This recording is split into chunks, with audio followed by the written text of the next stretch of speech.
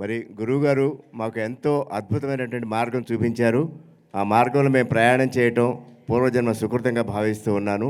మరి 2012 నుంచి కూడా ధ్యాన మహాచక్రాలు, ధ్యాన మహాయాగంలో మా వంతుగా సేవ చేయడం అనేది మరి ఈ జన్మకి మాకు గురువుగారు ఇచ్చినటువంటి గొప్ప అవకాశం.